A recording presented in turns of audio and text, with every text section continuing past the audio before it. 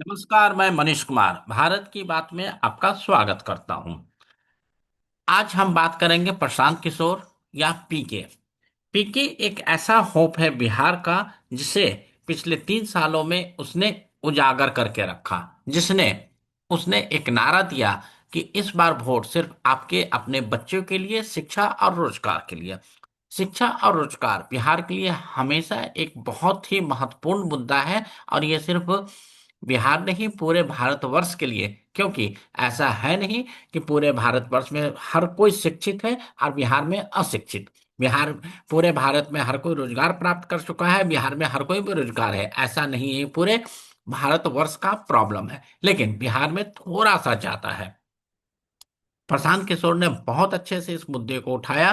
पिछले 3 सालों से वो गांव गांव, गली गली, शहर शहर जाके अपना प्रचार किया, प्रसार किया। और इन्होंने बहुत सारे कार्यकर्ता भी भर्ती किया, कार्यकर्ता भी बनाया।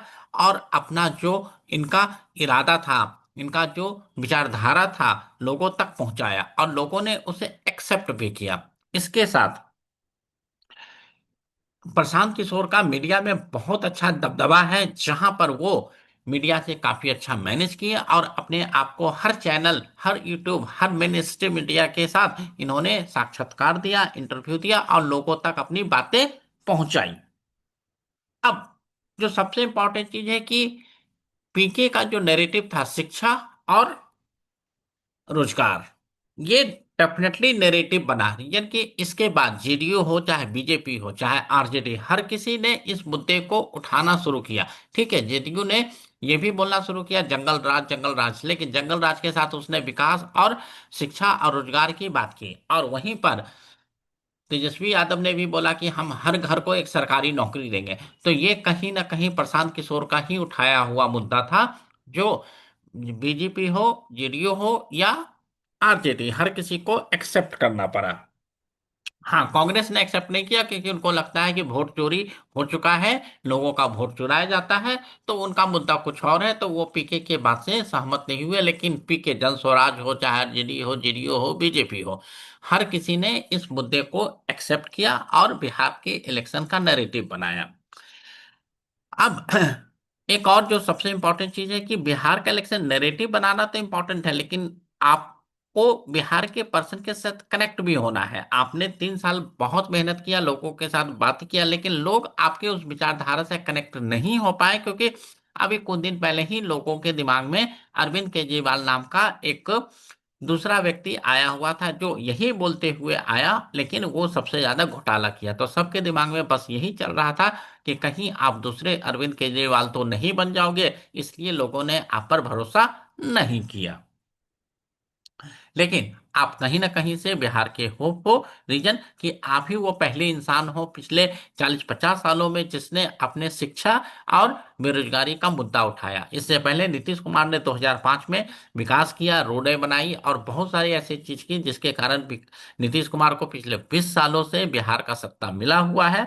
आप नाराज और निराश मत हो, क्योंकि अगर जिस दिन बिहार के पब्लिक को ये लगा कि अगर कोई अल्टरनेटिव है तो वो आप हो, और शिक्षा और बेरोजगारी बहुत ही इंपॉर्टेंट है, तो आप हमारे नेता बन सकते हो, तो आप बिहार के हो। और आपका जो एक शुरू से आपने एक नरेशन किया हुआ था कि आपको 243 सीट पर लड़ना है, जो आप नहीं लड़ रहे, तो ये कहीं ना कहीं आपकी कमजोरी दिखाता है। जो आप बोलते हो वो आपको करना पड़ता है। इलेक्शन में क्या होता है कि जो आपने एक बार बोला वो पब्लिक तक पहुंचना चाहिए। अगर वो नहीं पहुंचता है पब्लिक तक, तो उसका पब्लिक बेकार की बातें का अनर्थ निकालती है। आपने बोला हम 243 पर लड़ेंगे, तो आपने पूरे 243 पर नहीं लड़ा, तो ये पब्लिक को लगा कि आप कहीं ना कहीं डर गए। उसके बाद आपने बोला था मैं राघोपुर से लड़ूंगा, लेकिन लास्ट मोमेंट पर, नॉमिनेशन से एक दिन पहले आपने बोला मैं नहीं लड़ूंगा। आपका जो कहना था बिल्कुल सही था कि जब मैं लड़ूंगा तो सारे कैंडिडेट का प्रचार नहीं कर पाऊंगा। तो इस तरीके से तो इवन तेजस्वी को नहीं लड़ना चाहिए था, क्योंकि बेचारा उसको भी तो हर जगह प्रचार करना है। तो अगर कोई नेता, लीडर ही यही बोले कि मैं लड़ जाऊंगा तो मुझे प्रचार कैसे करूंगा, तो ये कोई सही चीज नहीं है और इसके अनुसार ये काम नहीं चल सकता है। तो ये चीज आपका कहना कि मैं कंटेस्ट नहीं करूंगा, ये आपके लिए नेगेटिव करके गया, और बिहार के पब्लिक को लगा कि आप अपना ग्राउंड छोड़ रहे हो और कुरुक्षेत्र छोड़ रहे हो। लेकिन मेरे को लगता है कि आपने इसलिए इलेक्शन नॉमिनेशन फॉर्म नहीं भरा क्योंकि वहां पर आपको एक एफिडेविट देना पड़ता है, और उस एफिडेविट में आपको अपना एजुकेशन और वेल्थ हर कुछ बताना पड़ता है, जो आप नहीं चाहते थे, क्योंकि लोगों को पता है कि आप बहुत पढ़े लिखे हो, लेकिन हो सकता है आपके पास वो डिग्री नहीं हो, आप हो सकता है इंटर पास ही हो, और वेल्थ आप कहते हो मैं 100 200 करोड़ 500 करोड़ रुपया साल का कमाता हूं, लेकिन आप टैक्स कितना देते हो, जीएसटी कितना देते हो, वो सब चीज की जानकारी आपको देना पड़ेगा। तो इन सब चीजों को हो सकता है आपने छुपाया, और नॉमिनेशन में आपको सही देना पड़ता। अगर आप गलत देते तो वहां भी आपका फंसने का डर था। और डेफिनेटली आपको मे भी ग्राउंड पर यह पता चल चुका हो कि आप हारने वाले हो, तो आपने सोचा हारने से बढ़िया कि मैं लड़ूं ही नहीं, लेकिन लोगों के बीच में यह मैसेज गलत गया।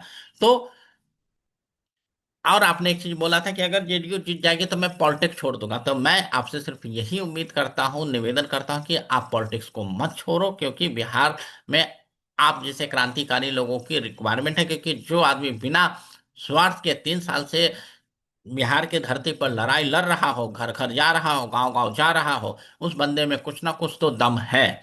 और आपको जो सबसे इंपॉर्टेंट है कि इतना लोगों के पास पैसा नहीं होता जितना आपने चुनाव में पिछले 3 साल में बर्बाद कर दिया। तो बिहार में ऐसे लोगों की, दिमाग वाले को, पैसा वाले लोगों की जरूरत है। तो ये मैं कहूंगा कि आप पॉलिटिक्स मत छोड़ो, और बिहार में आप इसी तरीके से अगले 5 साल के लिए लगे रहो। 2029 लोकसभा का भी चुनाव है, और 2030 फिर से राज्य में भी चुनाव है। तो दोस्तों, ये एक मेरा पीके प्रशांत किशोर के बारे में एक डिटेल अध्ययन था जो चुनाव के बाद हुआ। और एक छोटा सा चीज बताऊंगा इस पर, और मैं एक डिटेल बनाऊंगा कि प्रशांत किशोर की पार्टी का जितने भी कंटेस्ट किया, वो कोई भी सेकंड पोजीशन पर नहीं आ पाया, सब थर्ड फोर्थ फिफ्थ पर आया। तो इस पर मैं अलग से एक डिटेल चर्चा करूंगा। और अगर ये वीडियो आपको अच्छा लगा हो तो आप इस वीडियो को लाइक करें, सब्सक्राइब करें, और हमारे साथ बने रहें। और आप हमारे